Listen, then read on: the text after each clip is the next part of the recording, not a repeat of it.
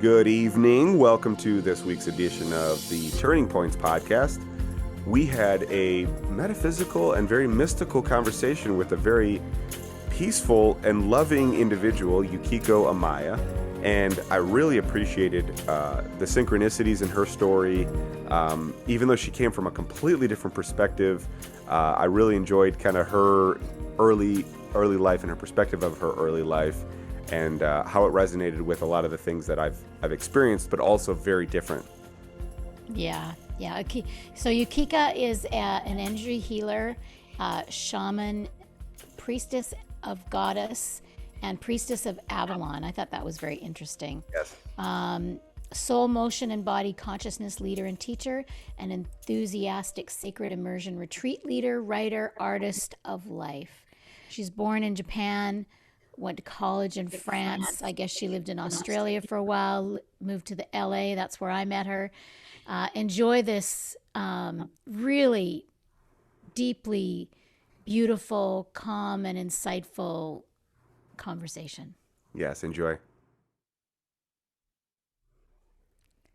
Hello, Yukiko. Welcome to Turning Points podcast. Hi there. Thank you so much for having me. Oh, it is just wonderful to reconnect with you after so many years, and we'll get into that later about how we know each other. Maybe we'll see. So I'm just want to dive right in because there's so much to talk about with you. So we'll start with our questions. So there's many seekers can recall that point in time when they started to question their childhood beliefs or their so-called reality. So do you recall when you became a seeker? Well, the interesting thing is that I don't know whether I had a childhood belief. So I have memories going back all the way to the crib, in the crib. And I distinctly remember looking up to my parents, and they were kind of cooing and looking in, and I was hungry. And I kind of beamed out to them that I am hungry. And they didn't understand. They just said, "Oh, isn't she cute?" And I was doing something like this, trying to tell them. And I remember thinking, "Oh no, this is going to be a pretty hard ride." Because I thought, no, these people, they love me, but they don't understand me. And from where I had come, love meant you understood. There was a telepathic place that I had come from, and I was suddenly in a place where that didn't work. So I felt a concern. That's my first memory that I have. And then the and then the second memory I have is I mustn't forget why I came here. And then I couldn't remember why I was there, and I went, "Oh," and I thought, well, perhaps that will come back. But those were the two thoughts. And in the beginning, I remember it was hard. It was hard because I felt like I was on the outside and I couldn't quite understand. It was like there was a membrane, there was like a window between each person, and we couldn't really communicate with each other. That's what it felt like. Yeah, it's Oh my gosh. so I have a similar experience. That's why I'm kind of like amazed right now because this is the first time I've heard somebody describe similar. And now you did mention this wasn't like where I came from. uh-huh. So what do you remember about that? I mean, not from that point, not much. Now there's more, but it felt like it was a place where there was a lot of fluidity in understanding. You didn't need to really speak, what was felt and thought. So as a connection that I sensed with my parents, because I could sense and feel that we were connected and loved. With that kind of connection, the place where I came from, there was instant understanding of what Hmm. what I wanted, So if I was thinking hunger, food, they would smile and the food would appear. So there was a certain ease. And because of that, I feel like my spiritual quest on this plane on earth was started because I couldn't figure out why there was so much pain. I mean, I understood that people were separated. And then, you become socialized into becoming a child. And, but one of the things that I really tried to do was whenever I saw people that looked sad, I would always try to cheer them up. And I couldn't speak yet then, I was too little. But when I realized that if I looked at them really, if I went into their faces and kind of went, usually like the glum looking Japanese businessman, because I was born in Japan, he would be like, hello, And so that's what I used to do, but it became more and more of a concern as that this world didn't make any sense to me. Mm. This reality didn't make any sense to me. And I couldn't, and I wanted to understand why we were here. I was here. I wanted to understand what this whole thing was about. I wanted to know, that big question, why am I here? What is this all about? The big meaning of life question. And I still remember, I think I was in, what would that be, like eighth grade in the American system. It was second year of junior high school in Japan. And I was walking to school, and it was a beautiful early kind of fall day, clear blue sky. And I was going through the shopping streets of the town where my school was.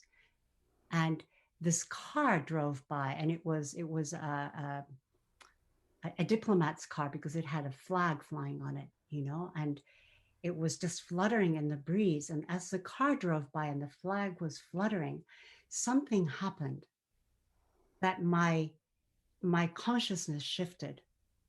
And suddenly in that moment, I understood exactly what this world was about. It was complete. I understood that it was totally complete. And there was no lack. It was beautiful. And I remember thinking, oh my gosh, why didn't I see this before? I couldn't understand. And that lasted for maybe about 2 or 3 days.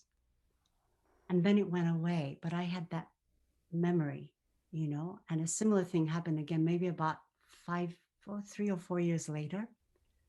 And I thought that was going to be a consistent thing, but it wasn't, you know.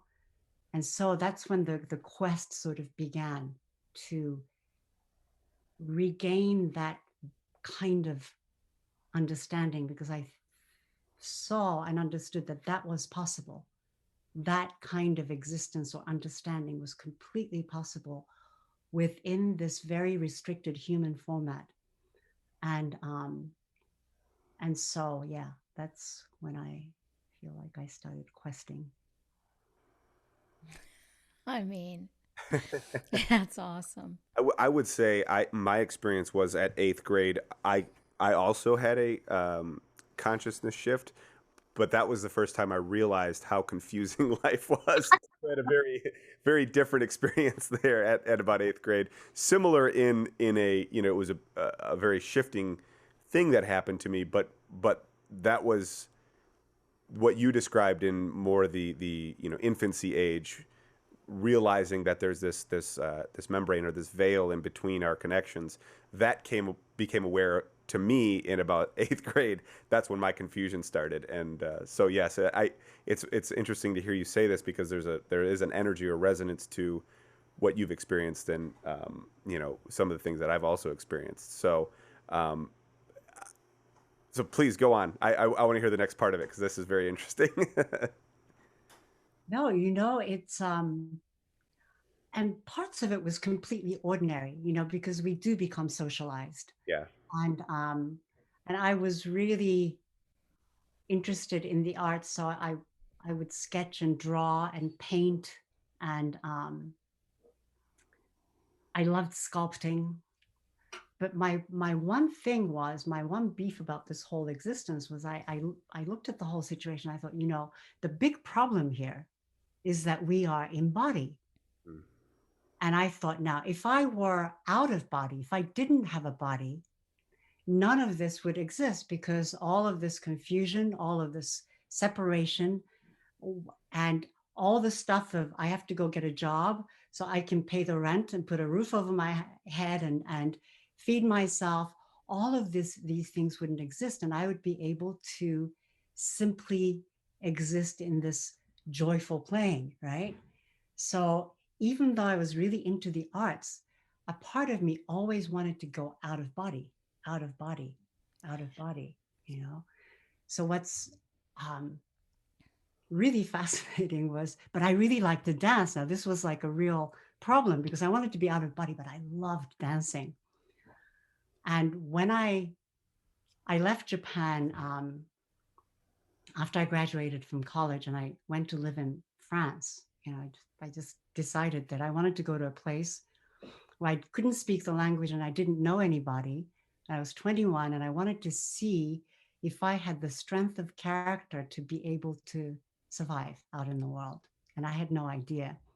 And I went, and I managed. I managed, and I realized that I was quite strong. That was quite a discovery. I had mental and emotional strength, and something took me into studying dance, because I really love to dance. And I started studying dance, modern dance, with a group of people who came from the United States, who were all black belts in Aikido, and who were all classically ballet trained, and who taught modern dance.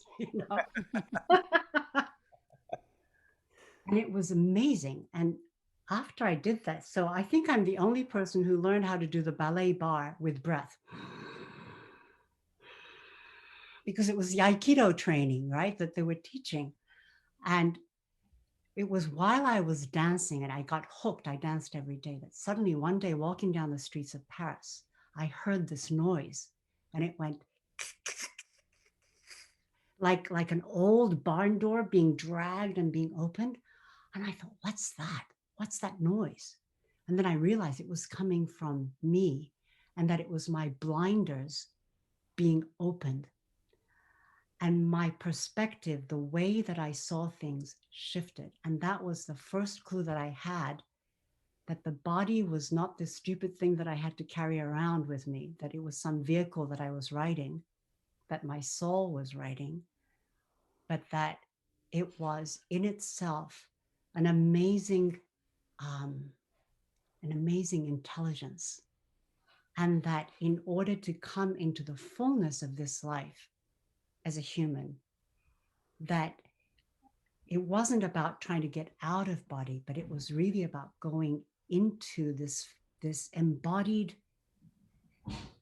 life experience, this embodied soul experience. And it was really hard, because we don't come with an instruction manual, right?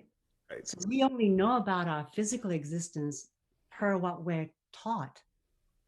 So the whole next part, into my 20s, 30s, 40s, it was all about trying to understand and learn about what this whole embodiment piece is. And yeah, so that took me into dance, into martial arts. And eventually, after I moved to LA, because I used to also, in order to make a living, I used to also produce and assistant direct television commercials for Japan internationally. So I think I did almost all the Honda and the Toyota commercials that was showing in Japan at the time. So there was this very, very real part of life, and at the same time seeking. And in LA was when I met, of all places, I met my first spiritual teachers, because I went into an enormous breakdown from the work that I was doing, but also from my second marriage, which was really, really hard. And and through that challenge, and I say now with great authority, kind of, because I've been through it, that the harder the challenge, the bigger the portal actually that is opening in front of us. And and yeah, all the teachers showed up, and that's when I had my first meditation teacher with yeah, and yoga teacher. I met my shamanic teachers. Um, yeah, so that was. And so, how old were you at this time? I was in my early 30s. I was, I think, around 34, and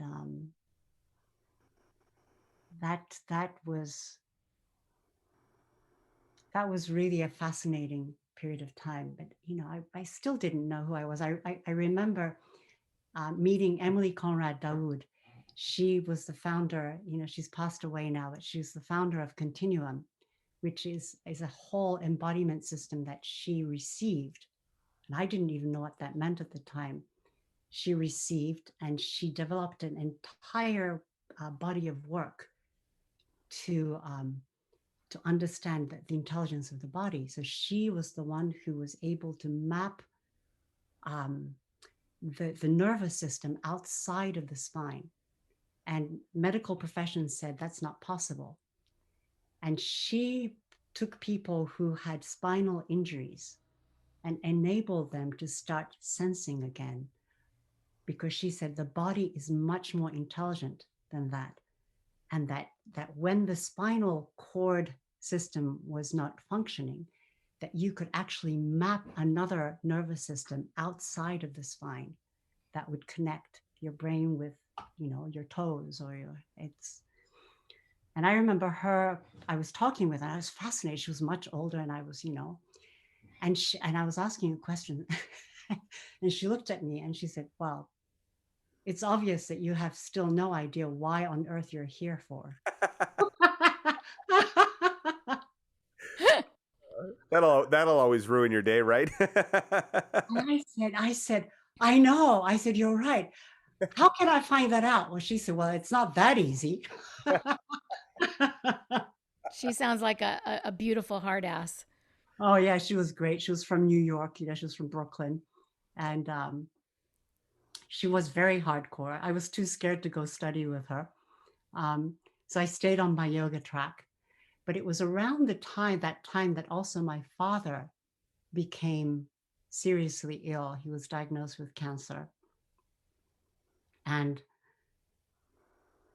everything was happening right around the same time.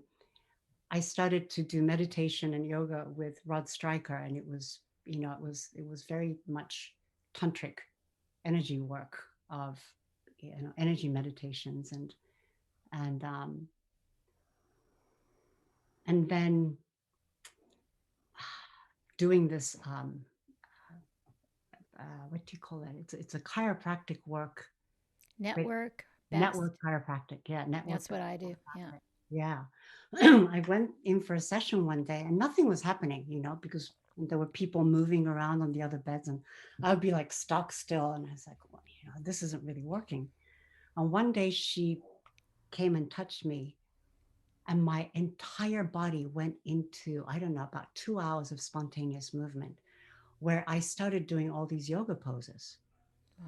And I went into a perfect lotus pose, which I could not do, Wow. and then ended up on the table. I went into a perfect headstand, which I could not do at the time. And I'm like, and I was an observer at the same time as this is happening to my body. And I'm going, what's going on? There's something going on. And after that session, I had gone in with a head cold, a really bad head cold. I was completely healed. And I knew I was going to be healed when I finished that session and this light was coming in. And I thought, okay, I know that my cold is going to be completely gone. It was completely gone, completely.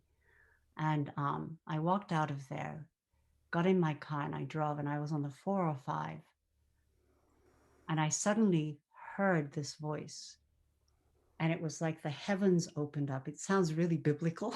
It was like the heavens opened up, and I heard this voice saying this, and it was a male voice, which is kind of weird to me now, but it was a male voice that said, "This is my son."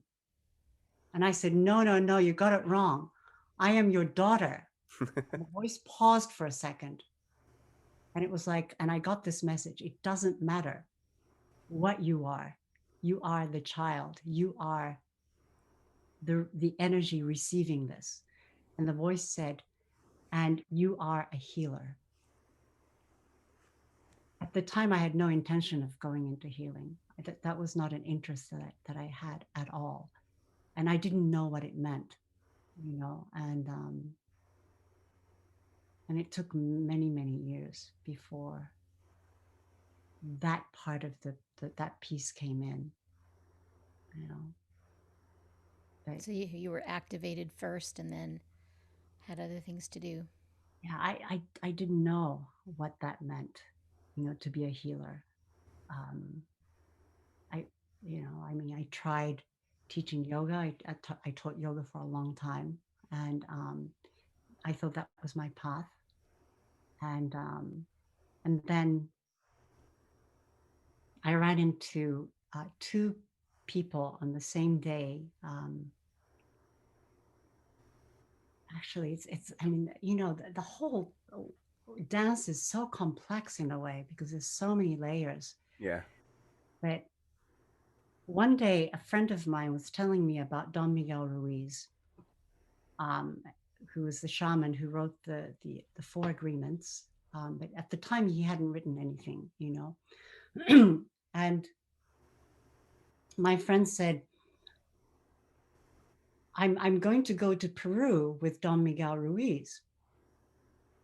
And I didn't know who he was. I knew who he was. Some of my friends worked with him, but I didn't really know who he was. And out of my mouth came these words, "Well, I am going too." And I went, "And?" you know? And so I got the phone number to his assistant, called her up, and I said, "I would like to go to Peru."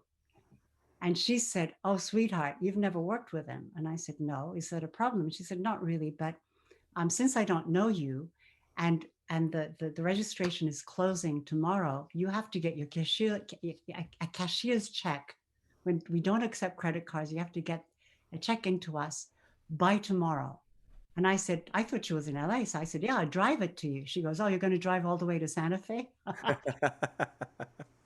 So I went to the bank and I had exactly that amount um, in my account.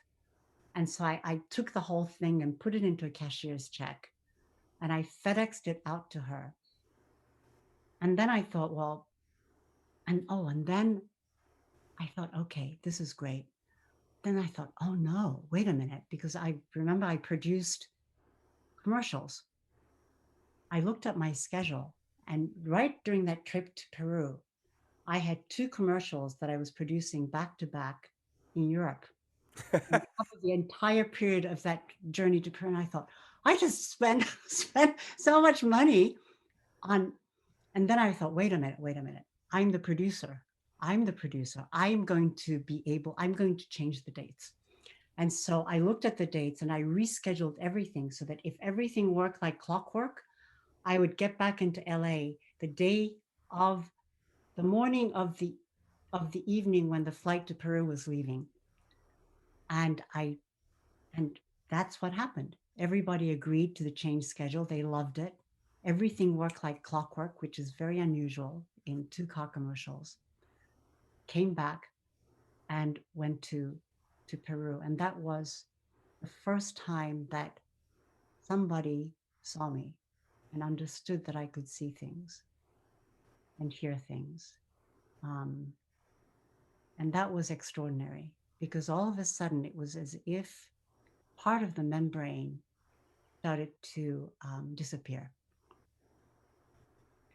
And when I would say to Don Miguel, I'm seeing different people walking around, but they're not dressed like now. They're dressed in a different way. And he said, "Oh, yeah." He said, "You're seeing the stones dreaming."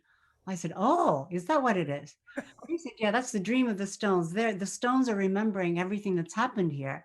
And that's what you're tapping into. And I said, oh, okay. You know, um, and he decided to, should I tell this story? Okay. Yes. Yes. Okay. Yes. So I was a newbie there. Everybody had worked with Don Miguel for years, and I was the new kid on the block, and so one day I'm sitting outside at the hotel in Machu Picchu, just sitting at the end of the day. So much happens during the day, and I was just like, so I was sitting, then suddenly Don Miguel comes and sits right behind me, and he just whispers into my ear. He said, I want you to, and there's a like a huge rock, like a mountain, facing the hotel, facing Machu Picchu. And he said, I want you to shoot yourself into that rock over there. And I said, well, I don't know how to do that. And he said, oh, yes, you do. I said, I don't. He said, try. So I'm like trying, I'm trying to shoot myself. And I'm going, how do you shoot yourself in there? And he goes, you can do it. Just relax. You can do it. And suddenly I felt myself going really fast, and there were like all these like atoms, going shoo, shoo, shoo, shoo, shoo. And I hear him go, that's it, keep on going, don't stop, keep on going. And I didn't know, part of my mind was going, what on earth is going on, but it was like shoo, shoo, shoo, shoo, shoo. And suddenly it was like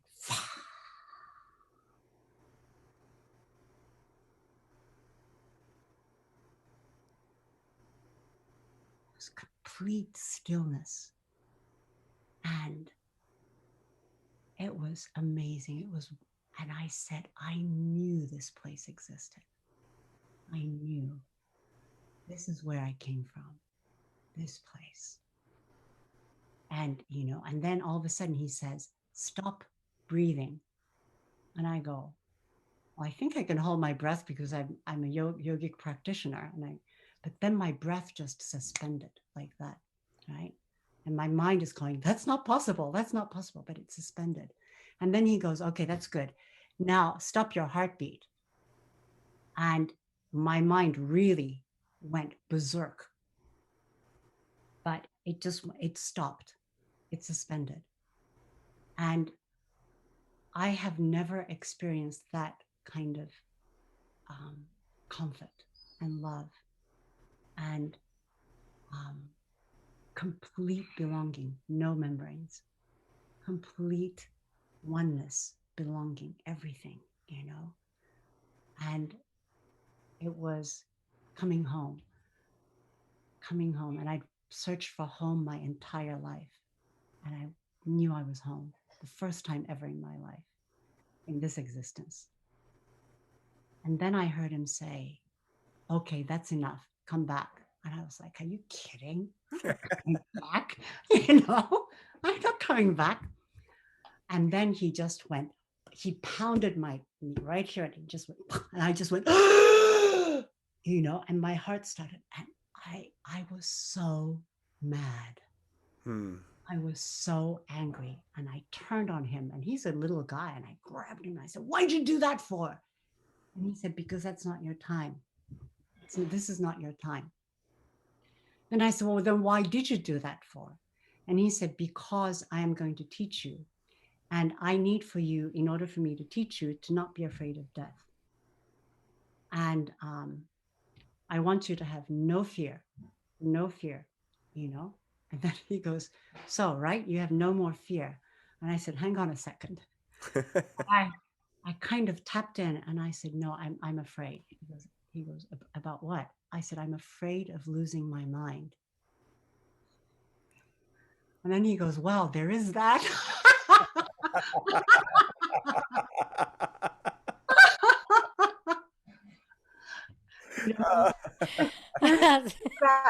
And I went, right? There is that, right? And he goes, but he said, you have a really good mind. And I'm keeping a close watch over you. I'm keeping a close watch over you. So don't worry about it. And so what I understood, at that point was that there had to be a certain amount of trust, right? And I had already gone through that exercise a number of years back when I went into therapy with a non-therapist. She called herself an out-of-work actress, but she was she was this spiritual guide that could read energy really amazingly. And that was the first thing she asked me to do was, I want you to work with me, but you have to give me your trust. And I said, I'm not going to do that. And she said, because I can't pull you all by myself. I need your help. And so if you can give yourself to me, then when you are done with me, I promise that I will give you back to yourself.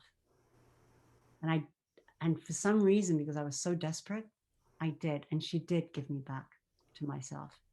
So I had gone through that one exercise of trust before. And that's what I felt Don Miguel was saying. And I thought at this point, I have a very practical mind as well. So I thought at this point, I've paid, I forget how many thousands of dollars, to this whole trip. I thought I might as well suspend disbelief and go fully into it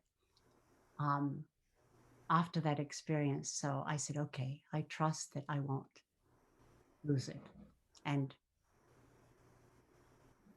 if I do, I don't know, I'll see. I'll see where it goes. But that was the beginning of working with Don Miguel. And there was, some really interesting, fascinating, crazy stuff. Mm-hmm. That amount of surrender is an interesting amount of surrender, and it's funny. It feels like the spiritual process or the spiritual seeking pauses at that point of necessary surrender. There's a great contemplation that I've experienced in that level of surrender for quite some time. It took a long time, and I might maybe I might be still in that space of like, well, I'm afraid to lose my mind, or what happens if I do lose my mind? What if? And it takes it's a trust, and that's where the word faith I think is very very perfectly used there, because faith and trust are not necessarily the same thing. Trust is something you can earn. Faith is a knowing. There's this internal knowing that I can trust, whether or not I've experienced this experience that has given me a trust. There's this intuition that drives the trust in that experience, and that's a great surrender. Is even surrendering the rest of you, whatever you might be, surrendering the rest of that. It's hard. It's hard. Yeah, and Sean, that's a really insightful, thing that you bring up, because yes, it is about faith. And in the end, the trust that is asked for isn't actually to give over to the other. Mm, It's actually to trust yourself. But at that point, if you don't have the trust in yourself, to ride on the trust of the other person who trusts in you enough to pull you through, yeah. right? But the the thing of that is that with, and I think there's many different ways of arriving there. There's not just one pathway. There's there's infinite pathways to that place. And some people arrive to trust through faith, Mm, and some, I feel like for me, I arrived at faith through trust. mm, It was almost like, um, after going through these different experiences where I just jumped, like I just went, okay, I'll jump. I'll jump and see where I land. And somehow I started to see that there was in the things that I chose to jump, some things were incredibly painful, like a very painful marriage. And, you know, there were painful experiences. And yet through that, there was some kind of knowing that was developing about not just only my own person, but also that there was um, another force at play that was actually kind, that was actually supportive. And it's fascinating because sometimes when I lead groups in um, soul motion, now I call it goddess motion because I bring a lot of that goddess energy into it, but it's essentially intuitive, um, spontaneous movement that comes from your own inner being. And one of the ways of leading people to that place of trusting or faith in what's happening, right? And not being so worried about what do I look like, what's happening, all of those consciousness stuff. Um, One of the ways that I found was really effective was to at some point to suggest that, what would it feel like if the field around you is supportive, Mm. field around you is friendly, just shifting the way that we think to the field around you is friendly and the field within you is also friendly. And to sense that there is actually no difference in pressure between the external field, the external atmosphere, and the internal atmosphere. And it's completely benign and friendly and supportive. And you start to let your body um, move in that field. Something other starts to happen, something, another, still you, but there is an expanded awareness of what this you is and how we are responding to this field that's around us and within us. Um, it's I don't really even know how to put it into words because it feels like the words are made out of our attempt to categorize certain things that we know and understand in ways that our brain can function with, in ways that we can stay sane, as opposed to losing our mind, And on some level, there is that loss of mind that the mind is afraid of, because it's that fear that I felt, that I was afraid that I'm going to lose my mind. And when Don Miguel said, well, there is that, that there is that in the seeking of this, coming into this other kind of connection, a part of the mind that's being trained to categorize, to separate, to make distinctions, and definitions. That part of the mind does get looser. It's like the girdles come off.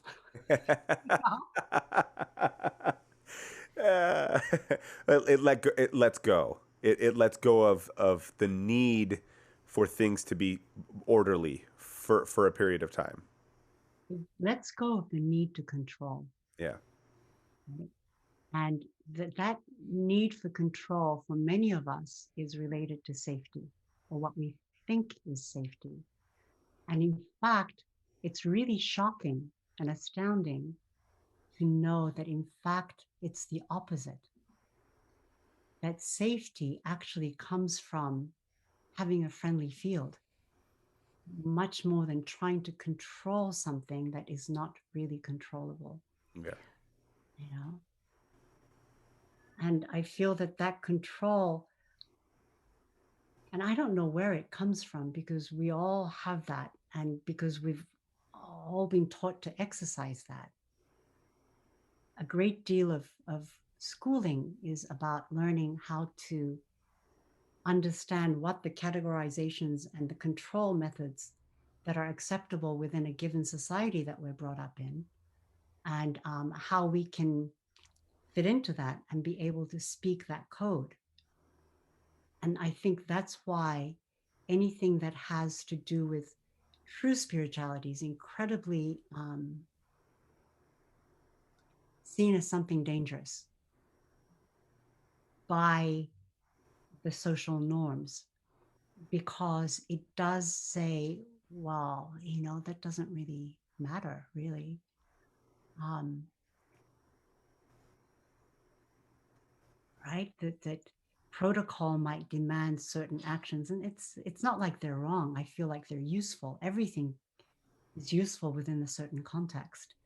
But as Don Miguel used to say, you know, he used to call it controlled folly. He would call it controlled folly. And he would say, it's like when you wake up, it's like being at a party where everybody else is drunk and you're the only sober person. But he said, it doesn't mean that you walk around saying, well, I'm sober and you're drunk. You know, he said, because that's no fun. And you can't communicate with anybody that way. Right. So you put on the masks you need to put on to be able to communicate with the people who will be able to hear you with that mask on. Right. I might have a better success at getting a bank loan from a bank manager if I walk in with, you know, a proper dress or a suit, or and my hair isn't all over the place, and I don't, you know, and I look put together in this social norm. Yeah. And I don't go with my, you know, priestess headdress and all of that kind of stuff, right? And he said, as long as you know that it's a mask you're wearing and that it can come off and on, that's controlled folly. It's play. However, he said the problem starts to happen with us humans because the mask becomes stuck to our face and we forget that they are the masks. And so he used to call that the smoky mirror, you know, so the smoke goes in front of the mirror and we can't see ourselves clearly anymore. And the whole work of the spiritual work, excuse me, is to clear the smoke. And so it's accessible to everybody because everybody has the mirror and everybody's got the smoke, you know. And what method one uses to clear the smoke is completely up to each person. There's, you know, there's no definitive way that it can, you know. That's why it's kind of crazy that there are so many spiritual teachings and religions that says, no, that's, you know, my way is the only way, or so on and so forth. Because I mean, how could that be possible? You look at nature and the wild creativity of nature. Of course spirituality is going to be wildly creative, you know. That's the, you know. Yeah, and that's our society, and you know, we like to be able to anticipate the identities of each other, and we get stuck in that because then that's we start believing the identities that we're, you know, and we learn that as children. If we learned that concept of you have to put the mask on that is appropriate for the circumstance you're playing in, but have a practice that allows you to take the mask off, we would be much more forgiving and much more pliable with each other, because we know that there's that other beingness, that other awareness that we could communicate with if something went wrong in that play that we're playing in. But because we believe our identity and we are taught to create a very strong, very definitive identity and then stick with that and don't veer from that, because then other people are going to be weirded out when you do that. That's also plays into that that cementing of the identity. And that's where it gets, from my experience, it gets confusing when you're talking about that mechanism of losing your mind. We conflate our mind and our identity in the same thing. It's like, well, if I lose my identity, then I'm going to lose my mind, and then everything falls apart, and now it's chaos. And really, if we have practices that allow us to let go of those identities and let go of that control and sink back into that, divine consciousness, that space that permeates through all of these experiences, we can move through life a lot more trusting and with a little bit more faith in each other and the Yeah. process. Yeah. And who said that chaos is bad, right? Yeah. Chaos is where creativity comes from. As any artist will tell you that, right? It's through chaos, but there's no straight path. And absolutely, what you say, Sean. It's the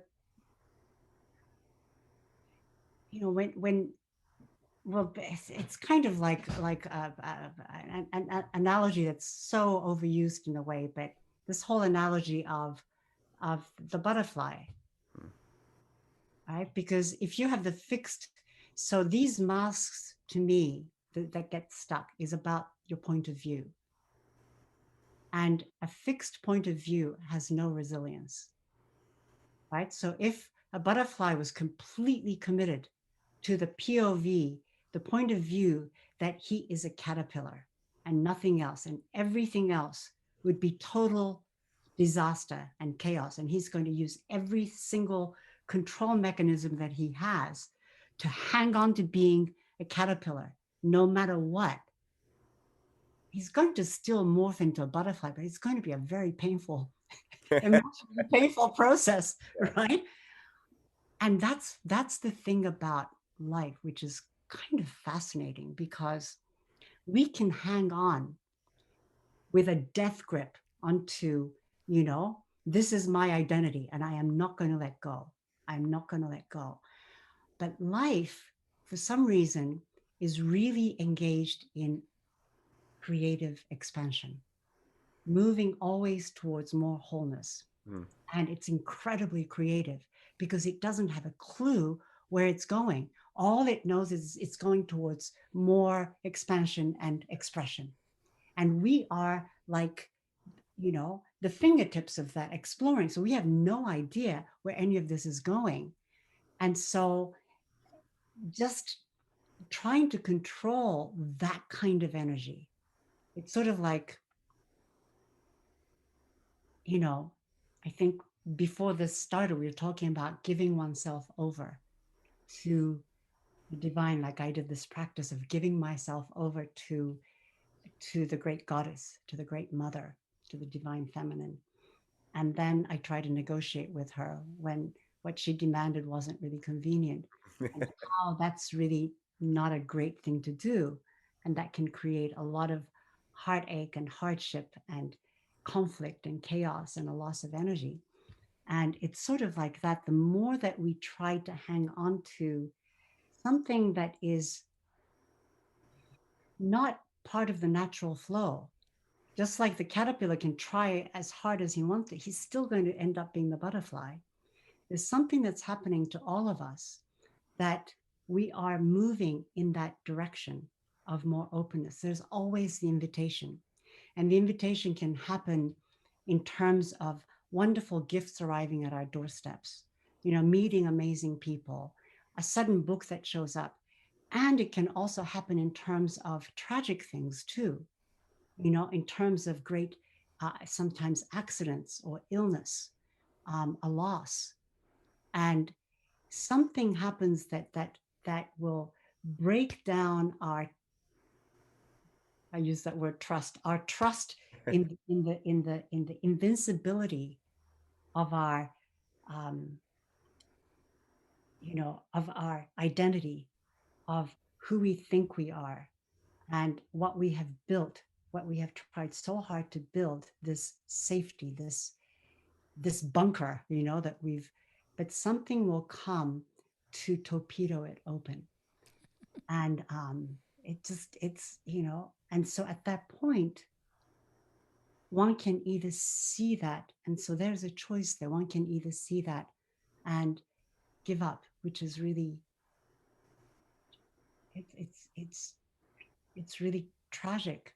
And but sometimes that happens, you know, that we feel that we have no more energy, no more capacity to face yet something else. And that's when community becomes so important, so that we can support each other through these moments. And that's because we are not alone. We're not meant to be alone. We're not meant to be doing this alone, you know? Um, and alone, not only in terms of human community, I'm talking about the community, trees, birds, insects, plants, air, clouds, birds. It's they are all there. So when I'm talking about the field around us that's friendly, it's not just supposed talk. Energetically speaking, that's what we live in. That's the community.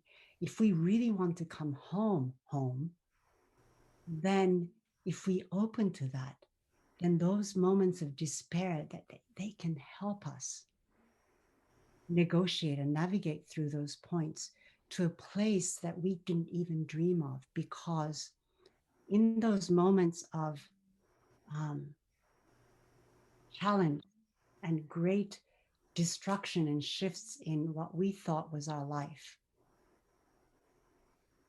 and we lose grip and we lose control, that's when we get to be able to go into the unknown. Not because we chose to, because the unknown just happens, because the rug gets pulled out from under our feet and there's nothing beneath it. And so we're suddenly in the unknown. And how we can navigate within that is there's actually an innate compass and intelligence within us. And that's not just about us, it's an innate intelligence because it's connected with this vast network of community intelligence. Um,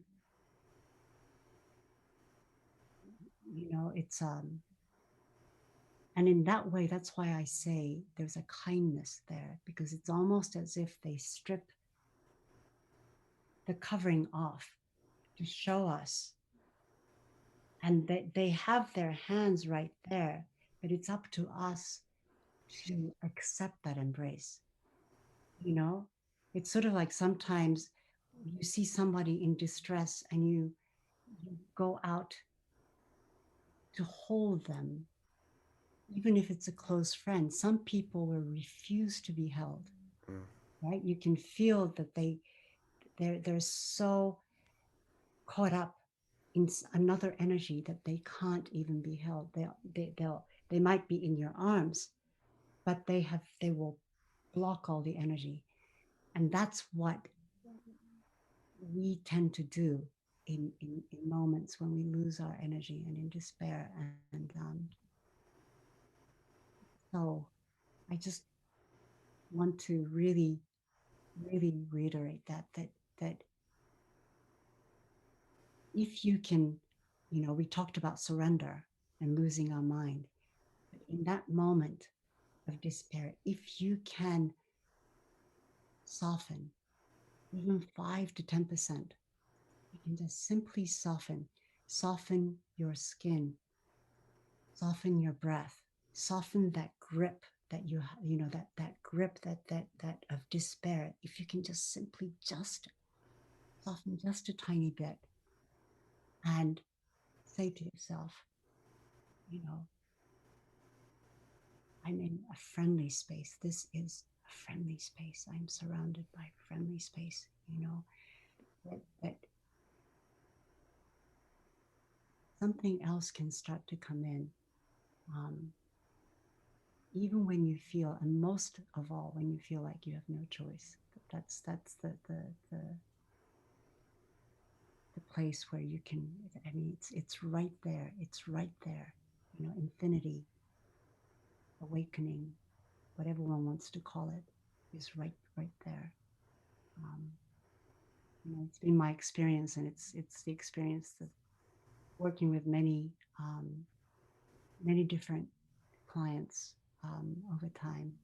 That's always been the experience. Every experience is different, and yet that is the similarity. You know? um, I feel like the pandemic kind of did that to everybody worldwide. Took that apparent stability and control out from underneath everybody over the entire world. yeah, yeah. Because I feel, I don't know why. One of the things I feel is that it's created an opening where people, you can sort of see how society functions in a way, how these social agreements function. So for a space of time, we we could see how our social agreements made certain things a certain way, and that suddenly without them, and just like simple things like no people on the streets, all these animals animals Mm-hmm. came back, penguins started walking down the street, Mm-hmm. like, and that the clean air returned all of a sudden. Mm-hmm. That if we broke our social agreements just for a few days, there was a completely different world that started to emerge, even in front of our eyes. Um,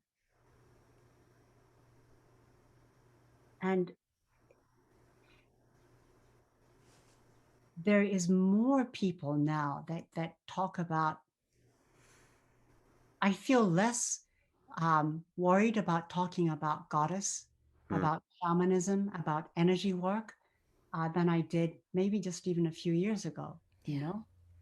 Because somehow there is all of this awareness that's starting to seep in. Yeah. That, wait a minute, you know, maybe everything that I've been told isn't really right, you know? And that's about the flexibility of the point of view. And anytime that point of view gets jarred, like we did with the pandemic, it invariably creates willy nilly a certain kind of flexibility because it's being jogged out of that fixed position. Yeah. So we have a window of an opportunity to be able to see things in a new way, um, despite and maybe because of the immense, um, the immense human tragedy that the pandemic has brought about, where people have lost, their friends, their parents, their brothers and sisters, their children. That's Well, and I think it also has shown how connected we are. If you just talk about how fast this thing moved from one side of the world to the other, and how much differently each part of the world dealt with, the variety of issues that came up from it. It's just the personal responsibility and the awareness of personal responsibility became abundantly more clear in, I think a lot of people spend their time just kind of bumping into each other, not really acknowledging each other, but we're all something in each other's way. That's how society moves in a lot of, especially big cities. And all of a sudden, something that happened on the other side of the world moved so quickly through, and then all of our interactions became more calculated, from more presence. Oh, well, I got to wear a mask now, so I got to keep a distance. But wait, I don't want to keep a distance. That's not comfortable to be distant from each other. And so we start to have this newfound experience after a period of time where we want to connect again. And in that moment you're talking about where, the point of view is jarred, this rigidity is jarred into a flexible field, and there's this momentary pause in people's lives and this realization of, wow, I need to become more aware and responsible for how I interact in my world so that I can have this connectivity that I crave.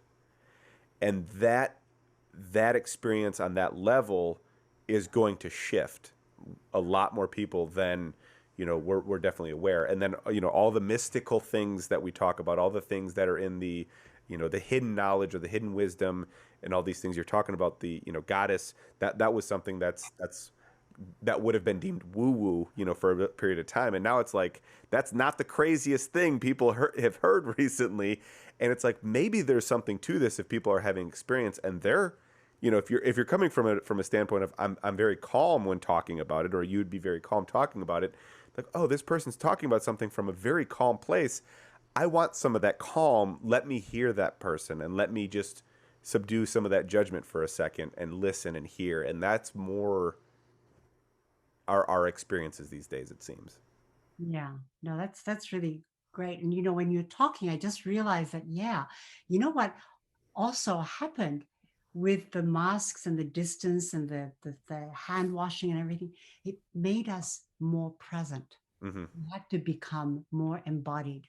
We had to not, we couldn't be like daydreaming and thinking about other stuff. It was like, alert, alert, there's another shopper in this aisle. Yes.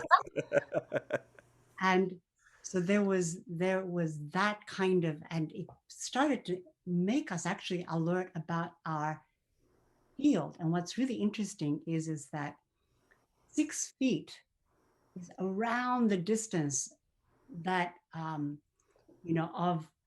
of sort of like the average of like the personal field, you know, of energy that most people are comfortable about feeling into. Yeah.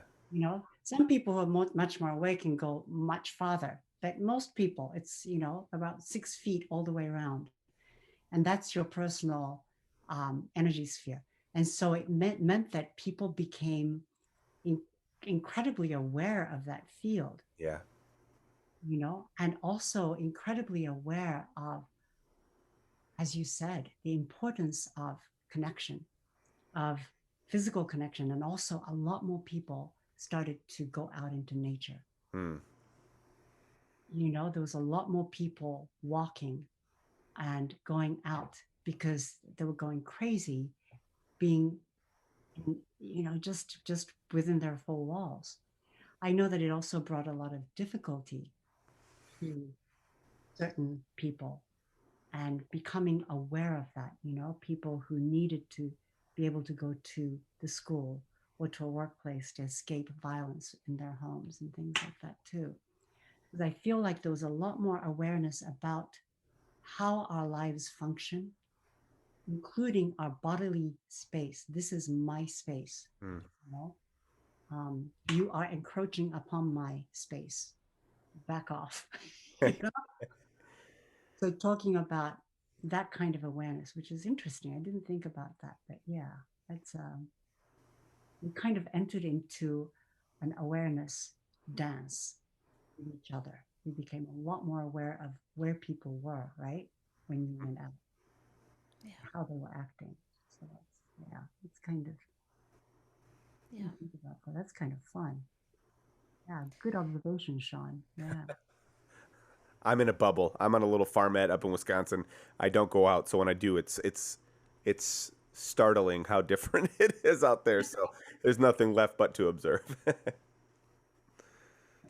It's interesting the language you use, because my lineage is, Ramana Maharshi. They're behind me, Arunachala, non dualism. And although I, love it all, as you said, we all wake up differently. But I love hearing the language that you're using, and my mind sort of clicking to sort of the equality, the equal of my language to it. And I love the language of the point of view.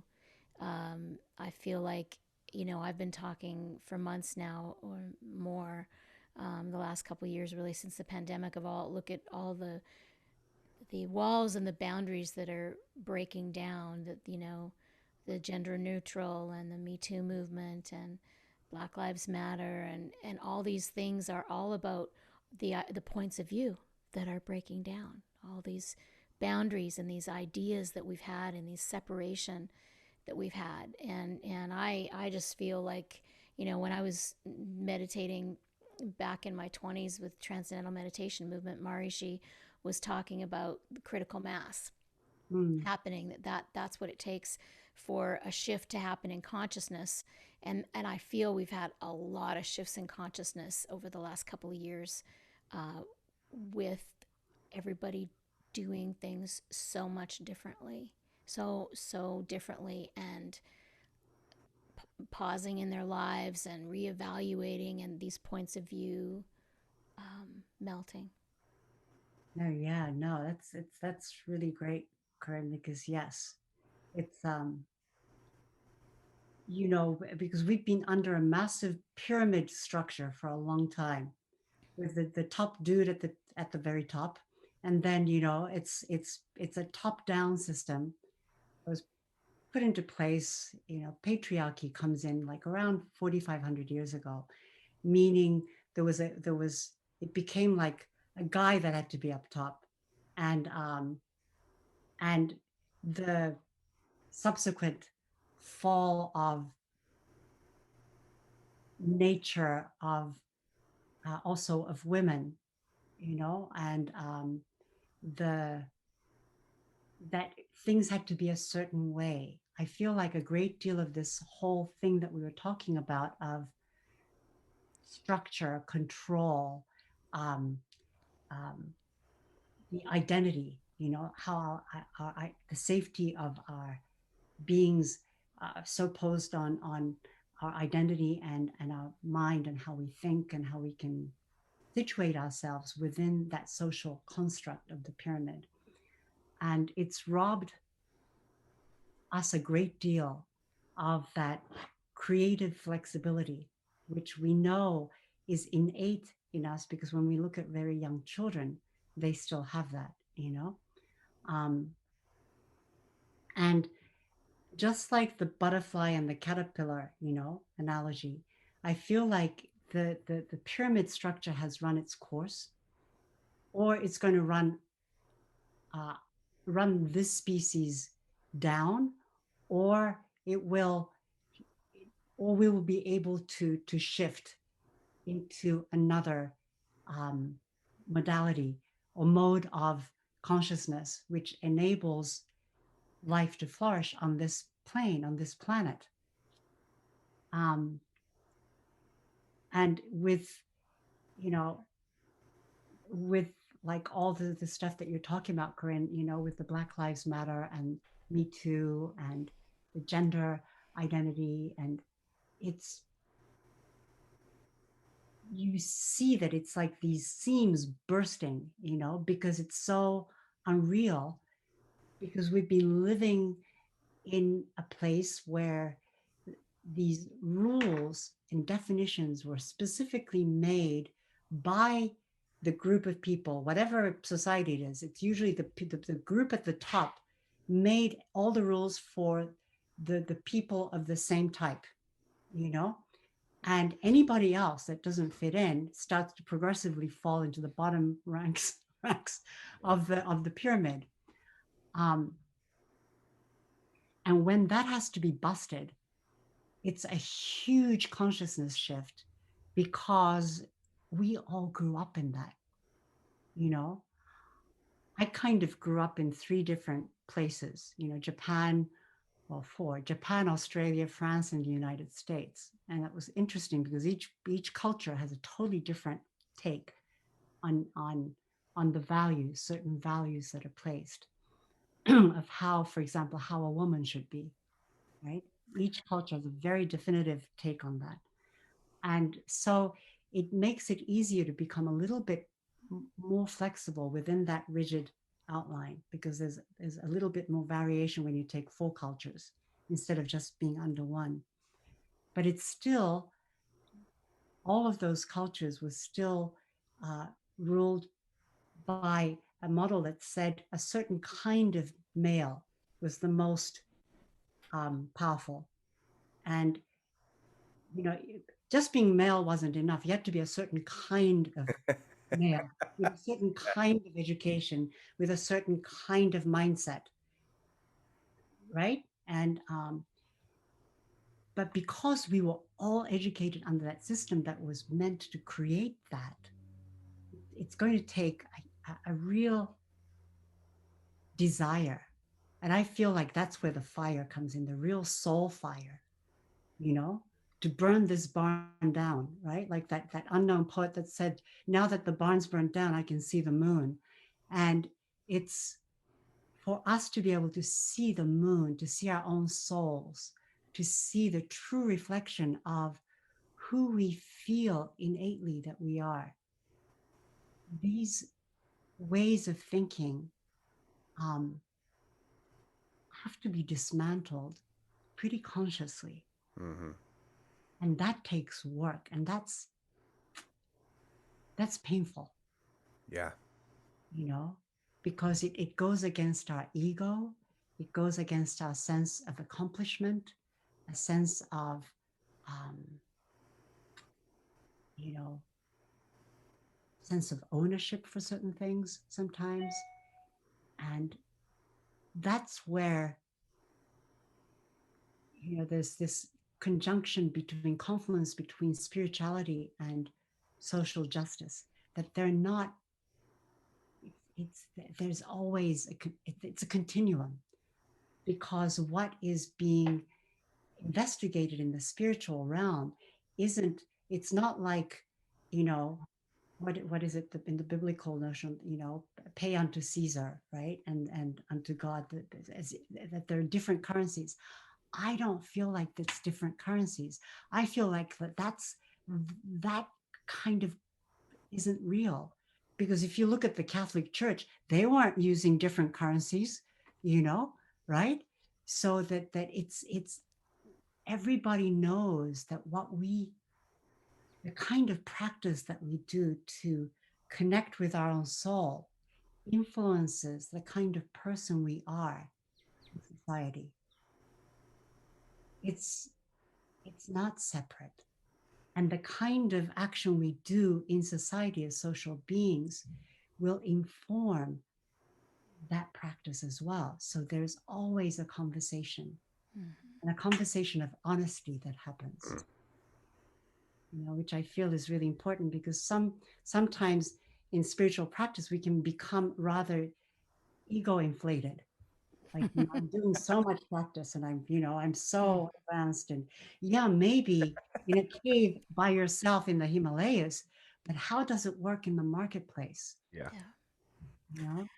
And that we've talked about this before, where what's happening in society feels very much in sync with that ego separation, that letting go of so much of those, the identity, the point of view that are rigid. Now we're starting to see that happen. What we probably all experienced internally spiritually as we've grown through that process is now showing its face in society. And what's interesting is, you know, that power position at any point when a culture or a society or a group of cultures is saying, hey, we feel attacked, the reaction of that power position is to feel attacked, and they react or respond as if they're being attacked. It's like, but hold on, what's happened is you're being shown the experience that's happening on this so-called lower level of the pyramid. And it's, I like that you said that it has to be done, the changes have to be done very consciously, because as we call out what's happening in this world, the changes can't be like the changes in the past, where one hierarchy is destroyed by another more powerful hierarchy. What we have to bring in and we have to value is more of the compassion and the trust and the listening and the space and the connectivity and all these things that will bond us together so we can raise the consciousness, not just destroy one consciousness or one point of view with another set of point of views that ultimately just builds up another pyramid. And that's what's been interesting about this time period right now, because I've noticed a lot of, these. I'm obviously a white male, middle class, and I have not struggled, and it is not. My life has been pretty easy socially and culturally. So when this all came about, and this awareness of how many cultures, how many different walks of life are saying, yeah, we've been disenfranchised, and by the way we feel attacked, we feel devalued or undervalued. What we want is a conversation about how maybe we can all figure out a way to value each other and value the difference and value the cultural experiences we bring to the table. Even that's not an attack on the hierarchy. That's a call and for a new space for us all to share. And I'm curious to see how that is going to develop, because it is necessary, but it's a very fickle thing because the system is based on very immature and very sophomoric and very sheltered point of views that are not pliable to change. And so this will be a very interesting continuation as we uncover and have that freedom of experiences. Yeah, it's difficult, and I have no idea how it's all going to pan out, because the yes, it's the pyramid, as you said, the pyramid. We don't want to replace the pyramid with another pyramid that's got a different design. I might go, yeah, but ours is going to look like daisies. I'm like, yeah, it's still a pyramid, right? And and I I feel like each person will have to kind of step up to what the calling is, Mm-hmm. And so my calling is to work with individuals and certain groups of individuals to start to expand their consciousness and to be able to free up their points of view, so that they start to feel like it's not non-threatening for them to have this movable point of view, so Yeah. that to practice that. So that's what I teach, and what I work with around rituals and different things, because it's because I feel like what's inside is reflected on the outside. And so that's my contribution. I also have friends who are, priestesses like me, and they are very much into social justice work. And because that's their calling. And so they will go out on the marches, they will, um, really look at how do I create an organization. So now they're looking at organizational structures. How do I create an organization that is circular in model, not a pyramid, but it's a circle, so that everybody sitting around that circle is an equal member. And how does that work? How does that function? And I have this really funny story of when I was training in at the goddess temple in Glastonbury to become the priest, a priestess. And so during the 3-year training, you're supposed to work as an assistant at some of their rituals. So I I showed up at one of the rituals as an assistant, and I've never seen so much chaos, right, in the prep work. My friend and I, we showed up. We were both students, but we've led big retreats, and produced retreats and workshops and blah blah blah, but as solo, gigs, right? So we would take the reins and go, okay, so we're going to do A, B, C, D, and E, and can you please do this? And then when it's right, it's kind of organized, and then we rehearse, and then it's done. Well, in this case, it was like there were about 5 priestesses, and the event was going to happen like in a couple of hours, and they're standing around going, well, I think I might like to do this bit. Oh, okay. And so we rehearsed that. And then somebody else goes, what were we doing before this thing again? And then I would want to say, let me tell you, let me tell you, Emily said that she's going to, but I, being the lowest of the assistants, I had to keep my mouth shut. And I thought, this is going to be such chaos. And my friend and I are like, and she's like a big time yoga teacher in New York with massive followings. And she's like going, oh gosh, I can't look at this. And she was like, should we tell them something? Should we like take charge? And I go, no, we should not take charge. We should not do that. We're here to learn about this system. And nobody took the reins. Everybody kind of talked around, and things kind of got organized, and people would just try different things that everybody said. When the event happened, it was one of the most powerful rituals I have ever been a part of. So, and they had said that about 30 people would show up. Well, about close to 120 people showed up. So we had to cram them into the space. And so their ritual performance space got smaller and smaller and smaller as everybody sat in a circle. And then there was like a sort of an order, right, that had been kind of rehearsed. But then I realized that then everybody opened up to Goddess. And this energy flowed because nobody was freaking out by trying to take control or take charge, but that everybody had a sense and a respect for each other's spaces. And it flowed. It was beautiful. And it was a huge lesson for me, and for my friend who is now really studying organizational structures to be able to create a goddess temple that is an equally shared process. And she said, it's really hard because we don't learn this. This isn't what we're taught about organization and leadership, Yeah. right? We're taught to lead. And then, so what is it about, what is leading? How do you co-lead? How do you take mutual responsibility?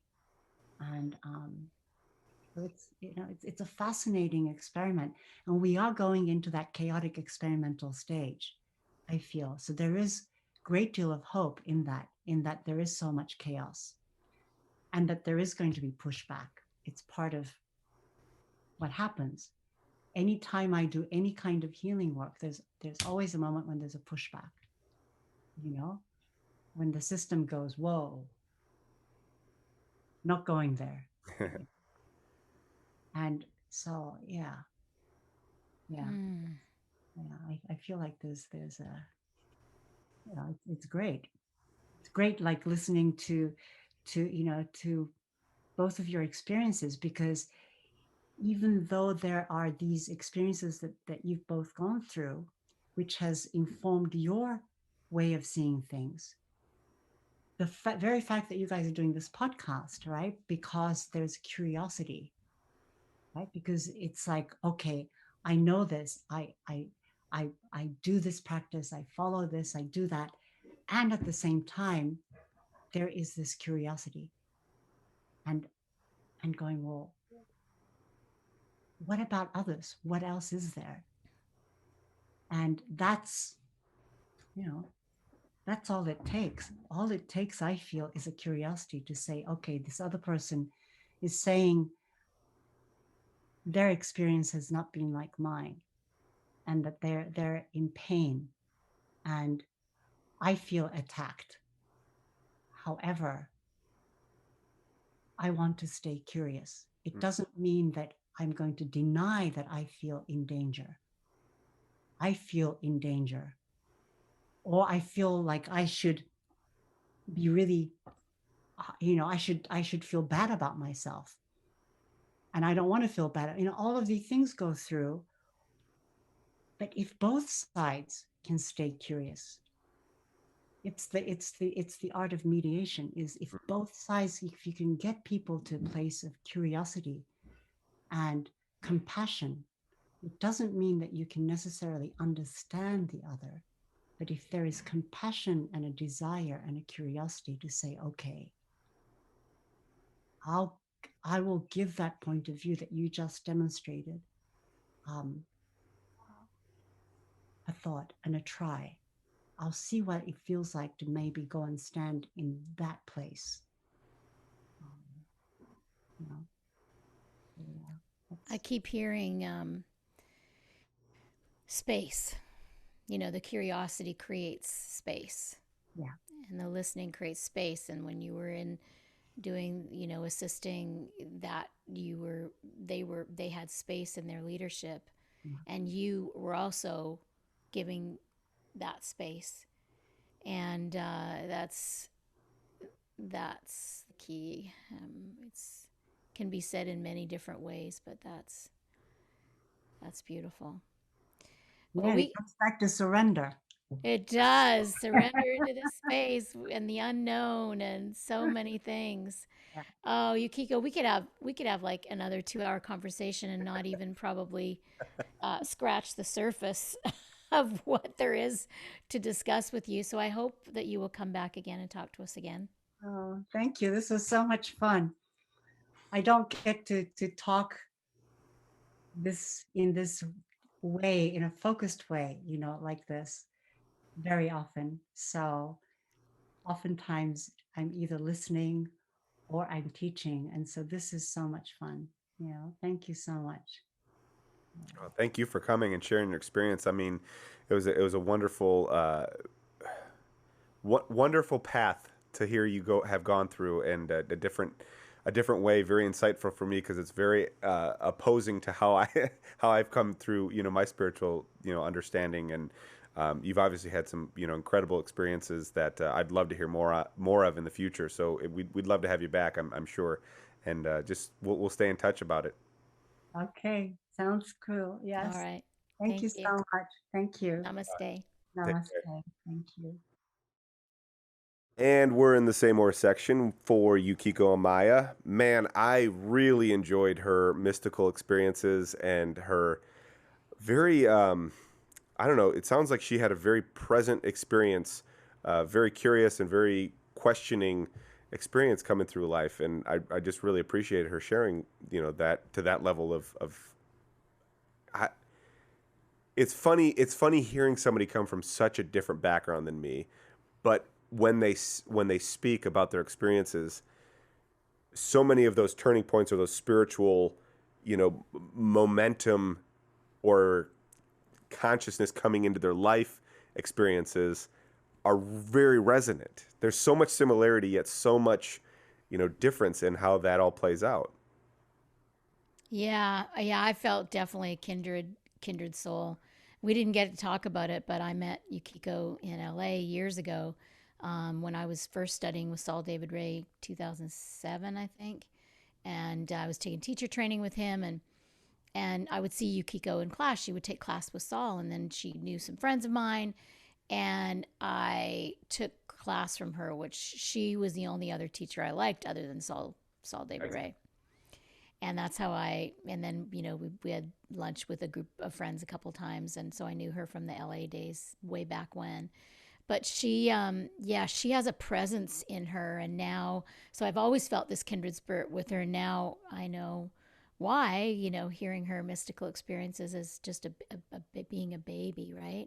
Yeah. And we didn't get a chance to talk because there was, she's just such a wealth of knowledge and wisdom and peace and healing and stories that I didn't want to interrupt, to ask questions too much. But I would have liked to have asked, like, or I guess discussed with her, because that her awareness of was such a beautiful explanation of her Yeah.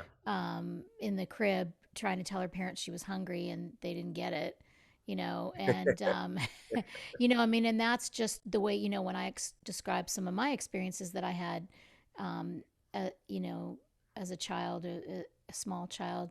It's like your child brain is not thinking that. It's awareness, it's Yeah. consciousness, it's that innate wisdom that we have that's feeling that, and so that was one thing I would have liked to have discussed with her, yeah, I mean,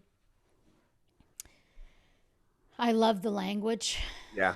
as I had mentioned, the mask, right? Yes.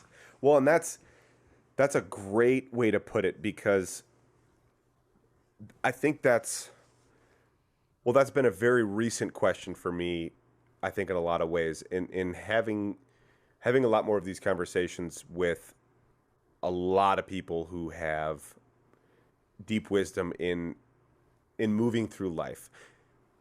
Because these, it feels almost like there's two different things. There's this spiritual awakening, and then there's integrating that into life. Right. And bridging that can be very convoluting, because on one hand, and this didn't seem to be the experience for Yukiko, but on on one hand, a lot of people have this programming. I've had this programming. She didn't seem to have so much programming. Hers was more confusion in how to interact in this reality, in this life, where Right. Right. where I think is a lot of people, and I kind of ride the line on that in a lot of ways, because I feel like I've had that same kind of feeling of confusion, where, like, society, the way we do things here, has never really made sense to me. I've lived a life very in opposition to that. I've never been able to assimilate, but there has been a lot of programming that I've had to undo. Things that weren't patterns or perspectives, ideas, beliefs that aren't really mine, that aren't resonant with the character that is animated by spirit, by the chaos that is everything, that is the all. That's we kind of, whatever you want to call it. And so it's been this very, it's almost like when you, as you've seen me very sophomorically try to drive a manual transmission vehicle. It's like, I took the wheel out of your hands pretty quickly.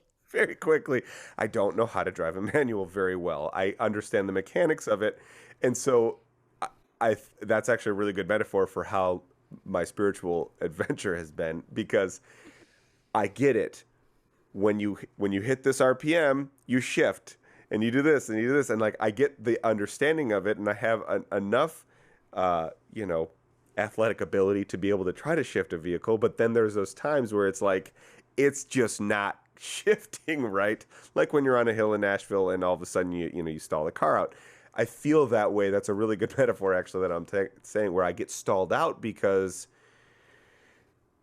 there doesn't seem to be this resonance or this understanding of how to integrate spiritual understanding or spiritual wisdom, intuition, into society, into this programmed reality. And so I really like that very playful way of going about it. What did you say? The play of folly, or the belief in folly, or I can't quite remember exactly. Yeah, I remember that too. I really loved it. Yeah. Where you're putting on the appropriate mask for the circumstance you're interacting with. And that's come up in a couple different ways, I think. I'm trying to think of another interview that we've had where something similar to that nature of be what the moment is calling you to be. That's fine. Where the misstep happens, or where the confusion, or where the potential digression comes in, is when you believe that identity, and when Right. you When the mask gets stuck. when the mask gets stuck. So that's a really great way to put it, because even in that moment, realizing it's a mask in the first place, like she said, just give yourself that 5-10%, realize it's a mask in the first place, and and it then you know it's possible to take it off. And once you know it's possible to take it off, now you start to create more room to let go of that identity.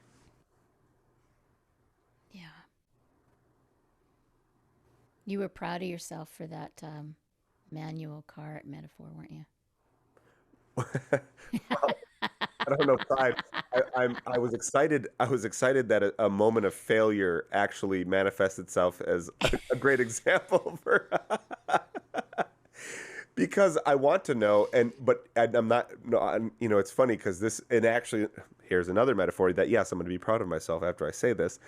The other metaphor is being forgiving to yourself. I forgive myself for not being great at driving manual transmission because I almost never have the opportunity to drive manual transmission. Exactly. And most people Exactly. don't, so it's like, and there's only the stigma of it that would make me feel less than, the stigma Yeah. of, well, let's go gender on it. You as a man should know how to drive a manual. That's not true Right. anymore.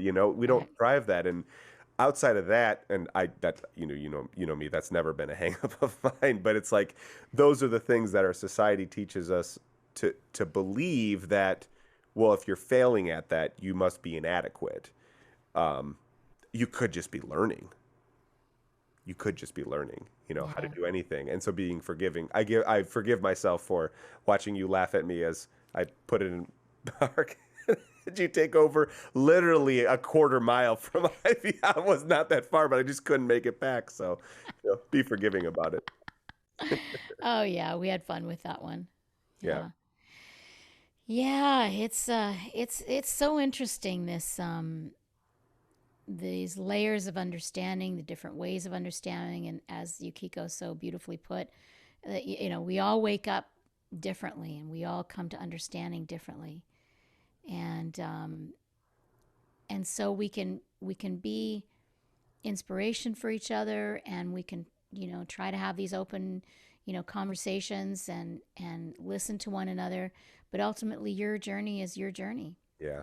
I don't know what's best for you, you don't know what's best for me. We can make observations and as friends and connect with things, but ultimately, and that's what is one of the wonderful things, as you mentioned, about talking to all these people, is everybody that we've talked to, you know has looked inward, has lived life in a unique way, Hmm. and their own internal GPS is their reference point, not what society tells them, and not what their parents thought they should do.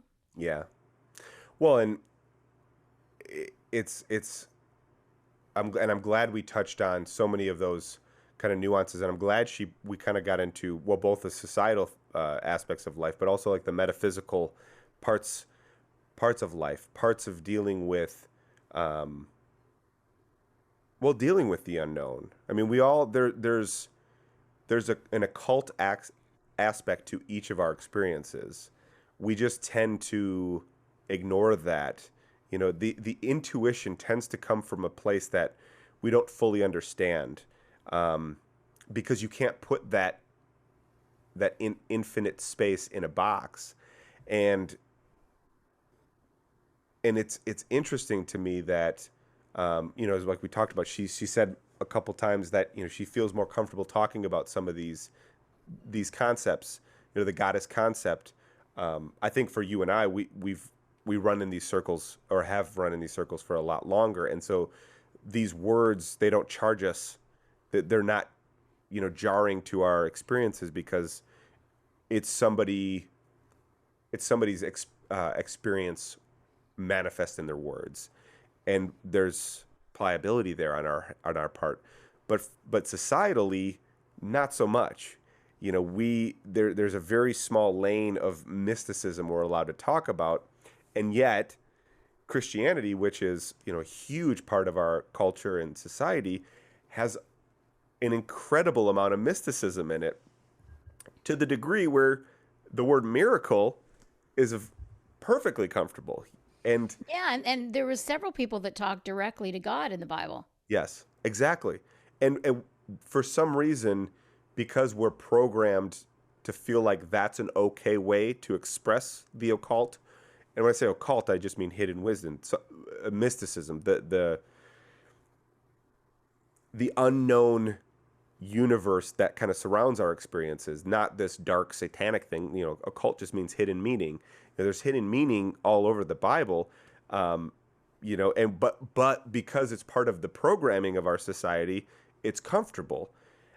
But you say goddess, and everybody's like, whoa, whoa, whoa, what are you talking about? It weirds people out, and that's curious to me. I'm curious about that because it showcases how just a different manifestation of the experience of the occult, hidden meaning, can send one person into a charged state of defense when really it might resonate extremely well with their current belief system. And actually we talked about this after we were getting into Mary Magdalene, and kind of the goddess manifest in that I don't know what the word is for that, but using her as an example of the goddess and how she manifests in some of the Gnostic teachings. We talked about that after the podcast, and I think I said, well, that would give reason to why Jesus might have had a different perspective about life, and how even bringing that up at that period of time in that culture would have been incredibly dangerous, to worship the goddess at that time. But the thing is, I do believe that there's so many aspects of the Bible of that equal playing field, of that equal understanding, of that equal value of the two energies that are at play. That is to my understanding, to my experience, why so many of the miraculous things would have been able to happen, because of a balance in those energies. And I think it's good that we can have these conversations maybe more regularly, or with more people, or more people are open to at least and like you said, I liked the language, and I liked how I can pair that with my language and find the commonality. See, that's something that you can keep your language, you can keep your beliefs, you can have all those, but just pause them for a moment as you listen, and instead of focusing on the differences, find that commonality in the language. Like, oh, when she says this, what that means for me is this.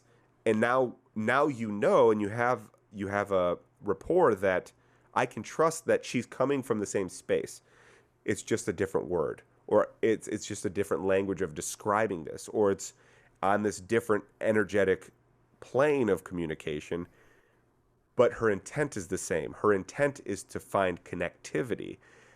That's the deeper conversations that I think would really help in move past some of the fear and the aggression that is, kind of manifesting in this change state that we're in.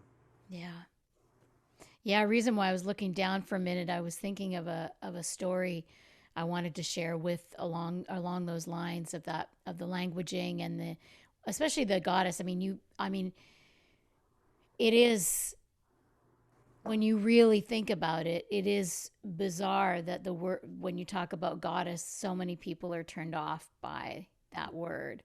And yet you can say God to just about anybody on the planet and they have no problem with that. Yeah. I mean, that's alone. So I was listening to a podcast this week with a guy named, it was on the, with our guy Dax on the armchair expert, with Daniel Kahneman. And he is a psychologist and the winner of the Nobel Prize for economist. And he's a psychologist, not even an economist, but he won the Nobel Prize for it. He was Jewish during the Nazi occupation. He was a 12-year-old boy. Oh, wow. And most of his family was in concentration camps and killed, but he was living in France at the time. And France was occupied for a while, right? And so he would have to, all the Jewish people had to wear the Star of David on their sweater when they went out, and they had they had a curfew at night, like 7 o'clock at night. So he was out one night and he missed his curfew. And so he turned his sweater inside out and he started walking home. And there was a Nazi soldier that was a part of and I can't remember what sect, but it was like the worst of the Nazi guys. Like the uniform is black and they're just known as nasty, nasty people. And he said, "Hey there." And so he stopped and he walked up to him and he gave him a hug. And he picked him up in his arms and then he put him down and he took out his wallet and he showed him a picture of his boy. And he was like shaking in his boots, afraid that he'd see his sweater turned on inside out. But he showed him a picture of his boy and he gave him some money and said, so if his sweater would have been back the other way, he would have been dead. Yeah. Or beaten or something. But instead his sweater was the other way and they had a completely different experience. What the hell, man? That is just crazy. And there's so many aspects of that. What hit me was if we believe and we identify, like if he didn't in that moment identify as a Jew simply by turning not having the Star of David, he wasn't advertising his identity at that moment. So he had somewhat of a neutral identity simply because he wasn't wearing something that told somebody else what I am. That's right. And obviously that's an extreme experience. Most of the time we don't live that way, but we do. That's how we see each other. That's how we see each other. We see differences. Our differences. And the differences that we see triggers our response, triggers our reaction instead of having a response. And Yukiko mentioned kind of what her purpose is during this time of change and, kind of this jarring moment that we're having. And one of the things that I find myself in a lot of cases is I'm around a lot of white middle class conservative people or, culture, society. And so there's a lot of, and it's kind of it's a conversation where the very nature of change that we're in, the challenging change state that we're in feels threatening to a lot of people in that hierarchy, I guess, that social hierarchy. And it's funny how many times and way more white male population is coming, I don't want to say under attack because that's not the right word, but they're being called out for behaviors that are not in line with the social agreement, right? Because there is an agreement that we shouldn't treat women the way the Me Too movement has exposed women are treated. Same thing with gender or transgender experiences. We agree socially, well, yeah, of course, everybody should be treated the same, but we don't actually act that way. There is still this hierarchy socially. And the same thing with the Black Lives Matter movement is we have this legislation or these pieces of paper that describe the social agreement.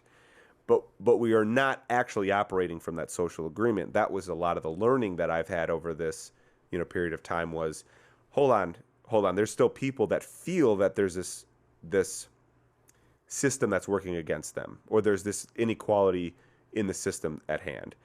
And so that's what's being showcased in this big change is there's still organizations, cultures of people who are feeling that there's a disconnect with the social agreement of how we agree people should be treated and how people are actually treated. Mm-hmm. And so that change is threatening a lot of people that are up on the hierarchy pyramid, right? And I find them feeling like that they have to defend their position. Well, I worked and, I wasn't given everything. I did, there's so many things that are brought up they're defending this feeling of being attacked.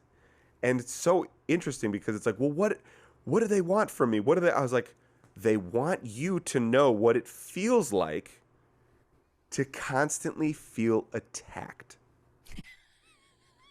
That and we just did this concert in Philadelphia, and it's merging of these two cultures. Corey, who is the pianist and composer from Appalachia, deep in Kentucky, and Wordsmith, who's Baltimore City. He's had experience with police brutality, inequality treatment, and so we did this concert for the human culture, and over and over again, I've had conversations with Wordsmith that we're doing this record because I'm just like, and he's been amazing. He's so graceful in trying to teach his perspective, because I came to him and I said, I got to be honest, there's gaps in my understanding, and even as an empathetic person, I don't understand the full scope here because I've never had these conversations. We've had some very, uncomfortable conversations, and he's very graceful about it. And it's funny to me because this threatening feeling that I think the patriarchy of our society is feeling, they're feeling threatened, and it's causing these reactions of, defensiveness and aggression, and, like, well, this is not fair, and blah, blah. It's like, that is what this whole backdrop of communities are trying to tell you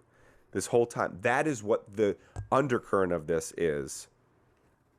What you're feeling right now is what so many people are still feeling. Have been feeling for hundreds of years, thousands of years, yeah. And we can have these turning points in our society where, okay, now black males are allowed to vote. And then 50 or 60 years later, okay, fine, women are allowed to vote. And we feel so proud of ourselves because those little moments give the appearance that we're shifting much further than we actually are. But it's until we actually have these conversations and learn to value the differences in each other's perspectives, not the perspective that simply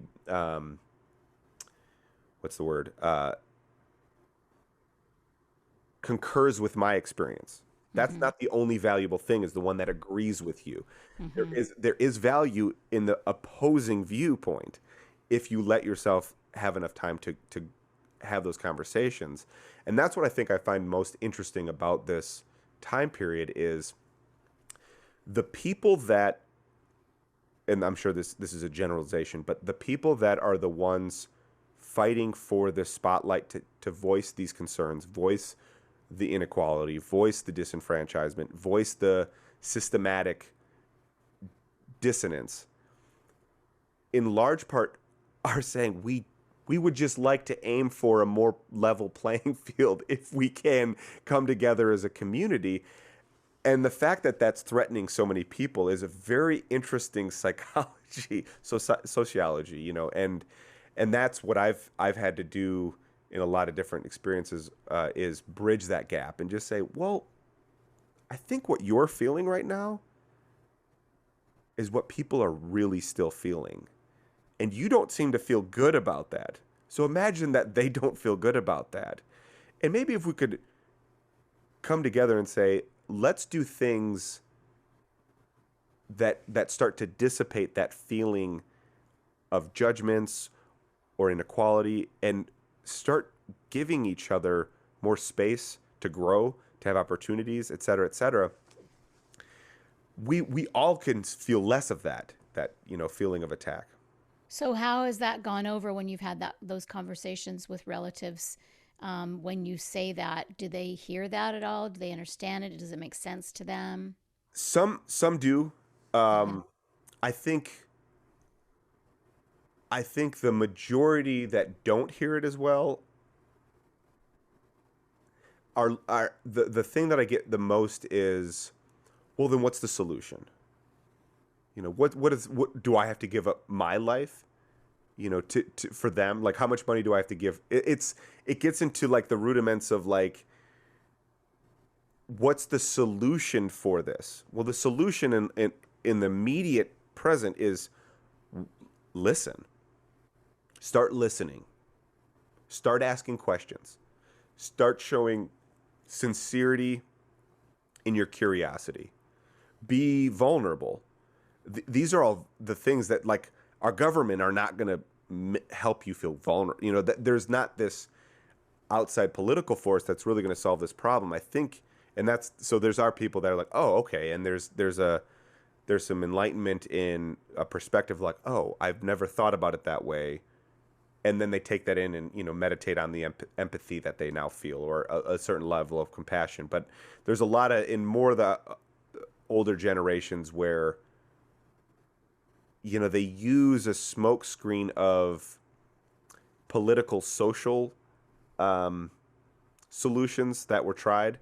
You know, obviously welfare comes up. Well, we've had welfare, like, and that hasn't worked. It's like, well, but it's not that simple. You know, there's not really a simple answer to it. So, like, they're looking for a simple solution to a very complex, long-term complicated problem. Yes. Yeah. Yes. So, So it's a shift in consciousness. So it's just the more of these conversations is what's going to help, and creating space and talking, like, to people that you know. Like, that's awesome that you're doing that, Sean, because that's what I watched a John Oliver episode of Last Week Tonight, where he was talking about the vaccine.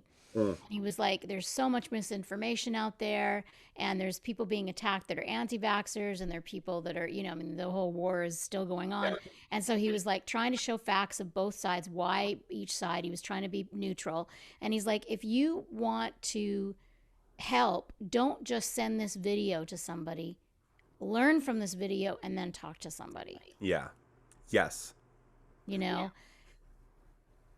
Or send it to them and then have a conversation about what each of you got out of it. Yeah. And do the deeper dive. And I understand that people don't necessarily have a lot of time for that, but just shifting your perspective when you do have time for this, don't make it about, well, he's a this, and so of course they said that.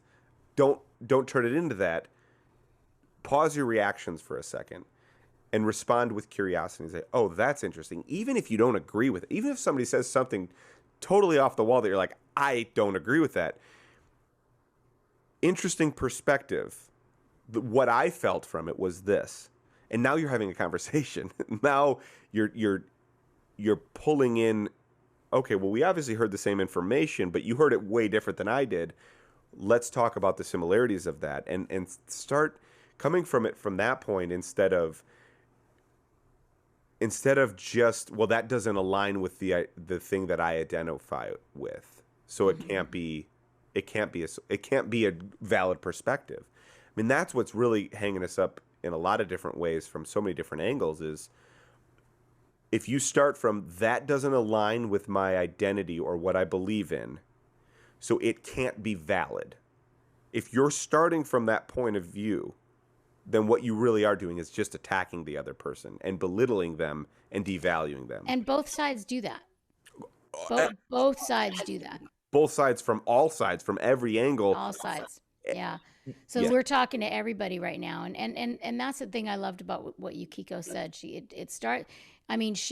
personally is drawn to work with individuals and maybe small groups of similar individuals, she said. And that's sort of what I, am drawn to do too. And it's what we're doing on the podcast, is just having these conversations. But it does start with individuals. It starts with how you feel and how you communicate with your family and your community and your friends, because we all have family and friends that believe differently than we do. Yeah. All of us do. Yes. And then also, to tie that into the wear the mask that's appropriate in the circumstance, there are definitely times where I'm in a situation, family or local, where it's not time to have this socially enlightening conversation. Yeah. Sometimes you're just in a moment of listening, letting them say. They could be completely off the wall bonkers. Actually, I just took my grandparents to the airport, and they are rather conservative, very, stuck in their ways, and very, very narrow in their the information that they take in. So, to put it lightly, I'm not going to change their perspective or mind on what they want to believe in. And so in that moment, it is just about talking about things that you do find common, and which I'm a hippie with a hobby farm.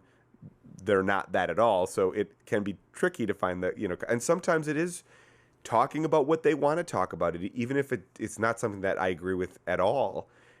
It's just in that moment, I'm wearing the hat of a grandson who's taking them to the airport, enjoying the time, having it be peaceful, because there's not going to be a dramatic spiritual enlightenment for them necessarily in their life at this point. And that's okay. Just because I didn't stand up for women's rights or transgendered rights or, Black lives in that moment doesn't mean I still don't feel like I have the position and the opportunity to do so in other circles. Yeah. It's not always the time to fight for that thing for everybody. And that's another thing where, the biting your tongue, or holding your tongue rather, there's times where it's just about floating through the crowd, and it is just about that. That doesn't mean you're being complacent. When you're called to action, when you're called to be that in that moment, then be that in that moment. But when you're not called to be that, it just becomes you attacking them with your beliefs, and that can be problematic, and it might not get you as far as you'd like it to get. Yeah. So. Be you, but be love. Be you, but be love. Because you are curious. love. You are love. And be You're curious. love.